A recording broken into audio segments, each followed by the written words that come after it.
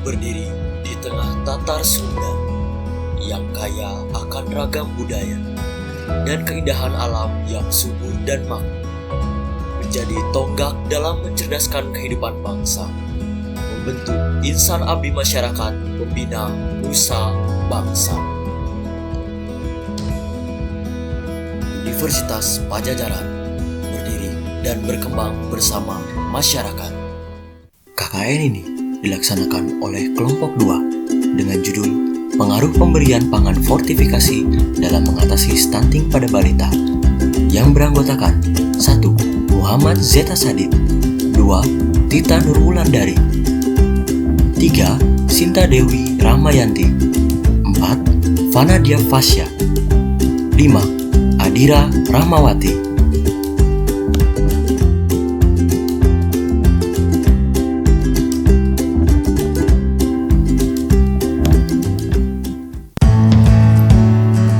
Apa itu stunting?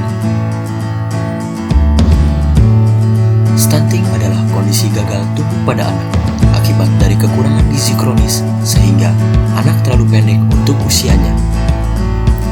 Kekurangan gizi terjadi sejak bayi dalam kandungan dan pada masa awal setelah bayi lahir.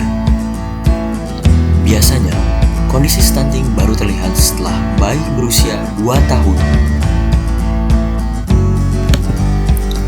Adapun cara pencegahan dan penanganannya. Yang pertama, penuhi gizi saat kehamilan.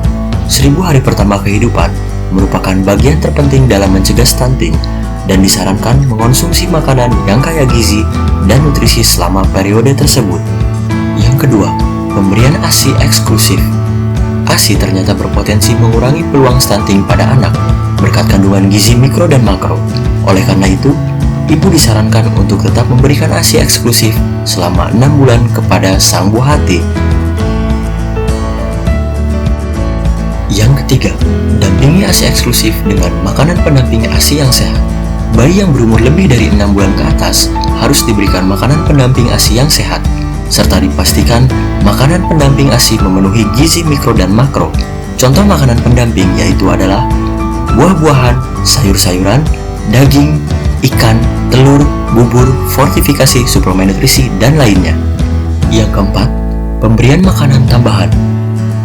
Jika sudah terindikasi stunting, maka harus melakukan pemberian makanan tambahan atau PMT yang bertujuan untuk meningkatkan asupan gizi atau pangan lokal dengan resep yang dianjurkan, dan juga suplemen gizi atau pangan yang telah difortifikasi. Yang kelima, menjaga kebersihan lingkungan. Lingkungan yang kotor akan menyebabkan diare. Hasil riset Harvard University, diare merupakan salah satu penyebab stunting pada anak. Oleh karena itu, lingkungan tempat tinggal harus dalam keadaan bersih. Yang keenam, pantau tumbuh kembang anak. Bawa anak secara berkala ke posyandu maupun klinik khusus anak agar dapat terpantau tumbuh kembangnya. Berikut adalah beberapa dokumentasi hasil wawancara kelompok 2. Yang pertama, wawancara Mitra Puskesmas Banjarsari dan Posyandu Jambu Bulu. Wawancara Mitra Posyandu Lavenda RW 2 dan Bougainville RW 3. Wawancara Mitra Puskesmas Situ Raja dan Posyandu Kenangan 01 dan 02. Wawancara Mitra Puskesmas Indihiang dan Posyandu Indihiang. Zoom meeting diskusi kelompok 2. Dari pembahasan yang didapat, maka dapat disimpulkan kasus stunting yang ditangani Puskesmas Indihiang masih tergolong tinggi. Faktor utama yang menjadi latar belakangnya adalah faktor ekonomi, faktor penyakit, dan faktor asuh. Metode pendekatan yang dilakukan oleh Puskesmas Indihiang adalah penyuluhan, media, dan konseling. Sudah 5 tahun kasus stunting pada daerah Posyandu RW 10 Perumahan BIP Cirapi berada pada angka 0, dikarenakan warga sekitar sudah sadar akan kebutuhan gizi balita dan pola asuh yang baik. Sebagai langkah antisipasi, Posyandu melakukan pendekatan melalui webinar pada masa pandemi, pembagian vitamin A, penyuluhan, dan konseling terbuka. Terima kasih banyak kepada berbagai pihak yang telah mendukung. Terakhir dari saya, Manusia hanya bisa berdoa. Selebihnya, apapun itu kondisinya, terimalah dengan ikhlas. Karena Tuhanlah yang Maha Tahu. Wassalamualaikum warahmatullahi wabarakatuh.